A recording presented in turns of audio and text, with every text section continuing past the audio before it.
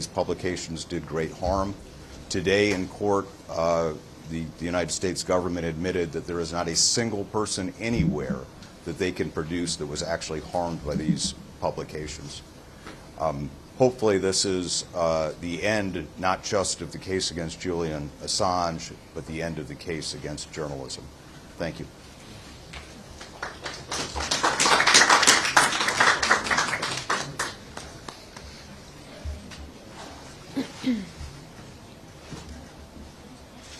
I wish to thank the Prime Minister, Albanese, the officials who have been working in DFAT on securing Julian's release. I'd also like to thank the Australian people who have made this possible, because without their support, there would not be the political space to be able to achieve Julian's freedom. And that support is across the board. I thank the opposition for also supporting Julian's release. It took all of them. It took millions of people. It took people working behind the scenes, people protesting on the streets for days and weeks and months and years.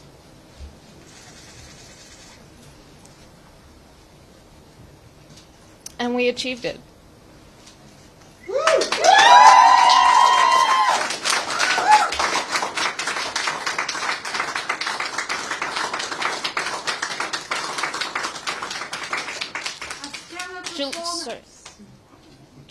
Julian wanted me to sincerely thank everyone. He wanted to be here. But you have to understand what he's been through.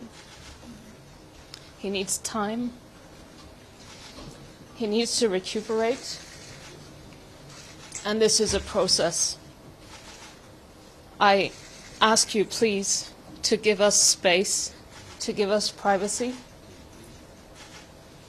to find our place, to let our family be a family before he can speak again at a time of his choosing.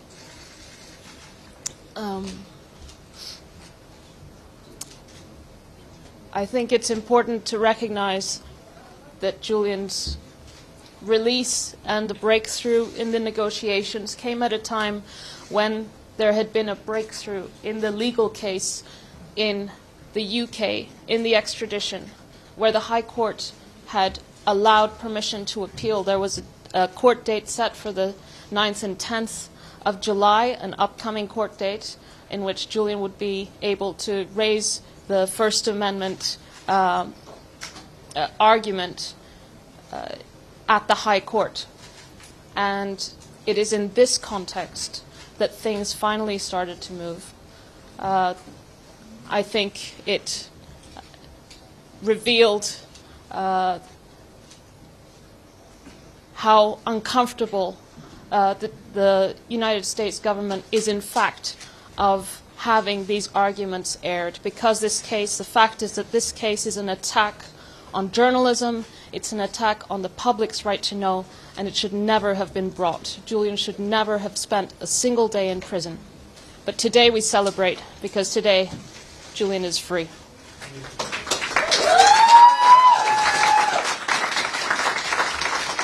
We'll take 10 minutes of questions. Just address them to the individual, and I'll tell you when we're at our last three or so. I think the first question, Ms. Robinson, is the return of Julian Assange has revived this huge debate about whether his activities were right or wrong.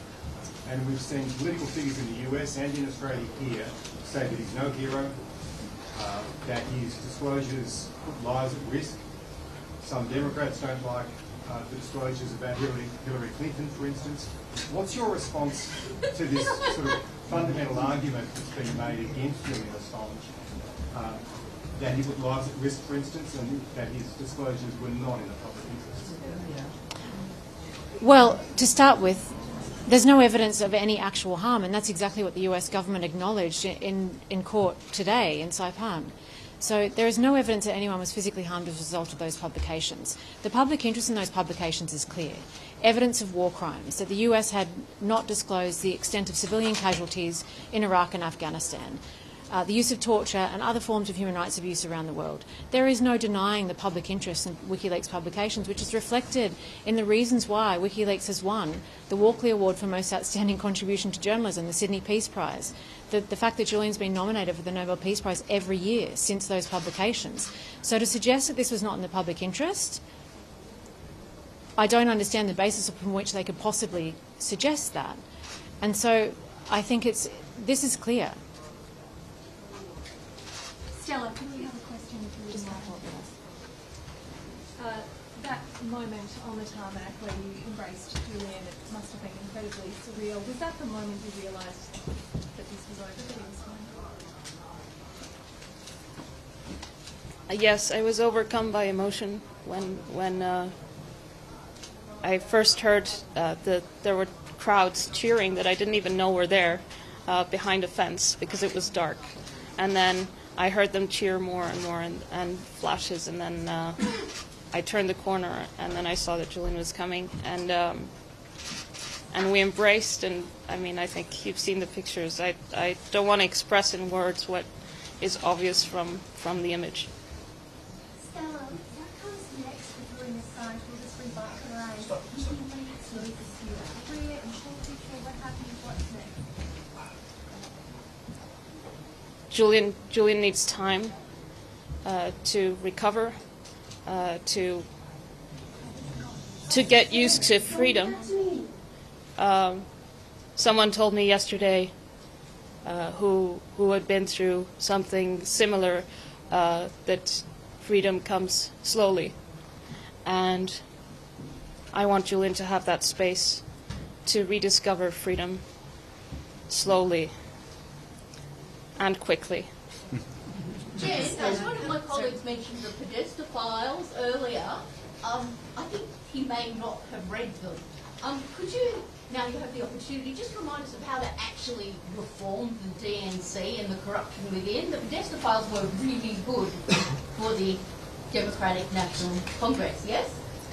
Look, there's clearly public interest in the DNC materials that was released by WikiLeaks, and in terms of the legality of those publications, there's a US court decision showing that it had the highest possible protection of the First Amendment. So from a principle point of view, people might not like the politics of any particular publication, but that publication is absolutely protected by the First Amendment, as US courts have found.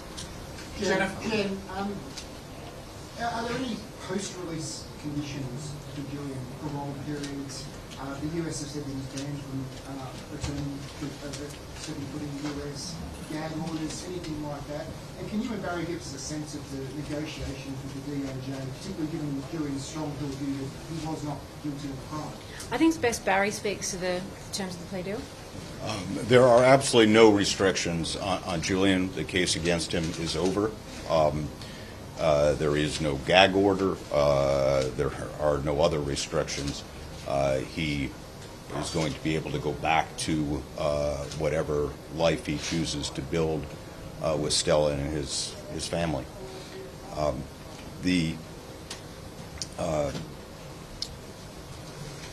The negotiations were a protracted process that went on for several months, sort of in fits and starts. We were not close to any sort of a resolution until a few weeks ago, when the Department of Justice re-engaged, and there have been very intense negotiations over the last few weeks.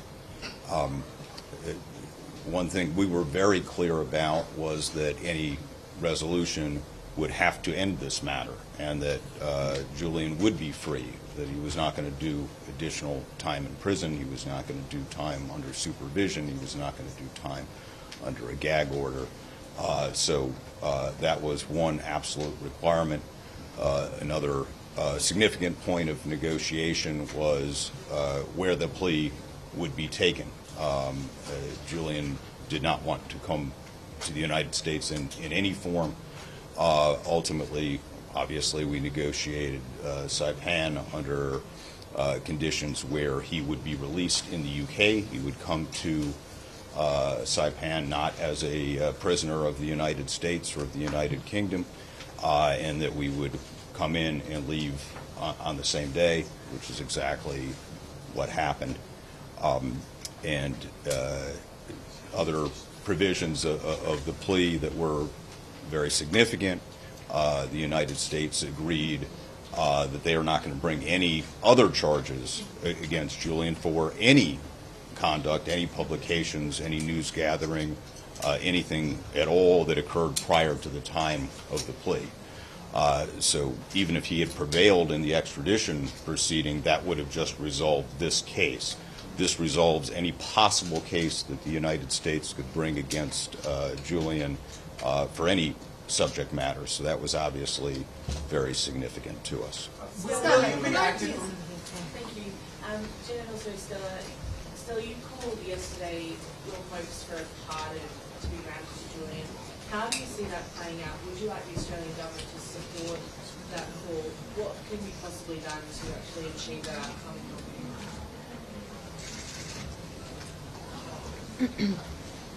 Look, I think today we celebrate Julian's freedom. Today is the day that the plea deal was approved by the judge. I think it's also a day where I hope journalists and editors and publishers everywhere realize the danger of the of this U.S. case against Julian that criminalizes, that has secured a conviction for news gathering and publishing information that was in the public interest, that was true, that the public deserved to know. And that precedent now can and will be used in the future against the rest of the press. So it is in the interest of all of the press to seek for this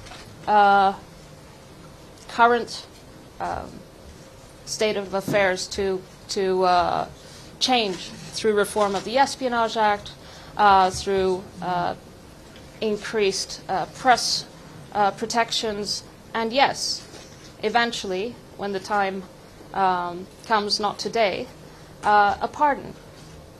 Stella, can I ask, how hopeful and how confident are you that your husband will be pardoned? And what do you think has been at the absolute core of the shifting sands here that's enabled his release? I think freedom of the press is in a very dangerous place. It's not evident that it will move towards more protections, but rather less. There needs to be a conscious and joint effort to push back, and that pushback should have resulted in the dropping of the case against Julian. Unfortunately, that didn't happen. That would have been the only good outcome for the press in general if the U.S. government had abandoned this case entirely. Now you have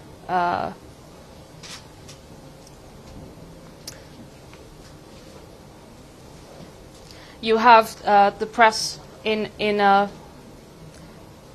as vulnerable position as Julian has been. And that came the day the indictment came down. Let's be clear about that. That didn't come down with this conviction. And frankly, that mobilization should have happened years ago. And that's what enabled the conviction. So, do you believe he'll be pardoned? Is Mr. Assange? I think he'll be pardoned if the press unite to push back against this precedent because it affects all of you. It affects your future ability to inform the public and to publish without fear. Is Mr. Assange going to meet the Prime Minister in the coming days? No comment. Can we have 3 more questions? And then we're wrapping up. Here. But what I can say from the phone call with the Prime Minister this afternoon when we landed is that he is delighted that Stella and Julian are both now in Australia, and we certainly hope that at some point they'll be able to meet.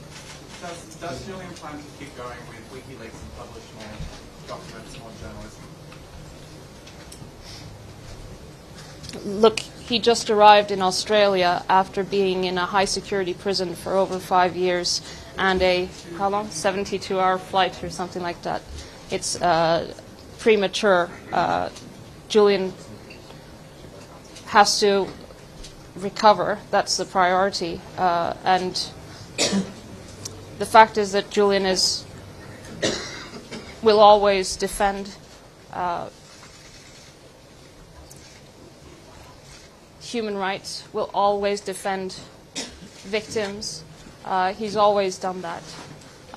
And that's just part of who he is. He is deeply principled. And he remains deeply principled and unafraid. Thank you very much, everybody.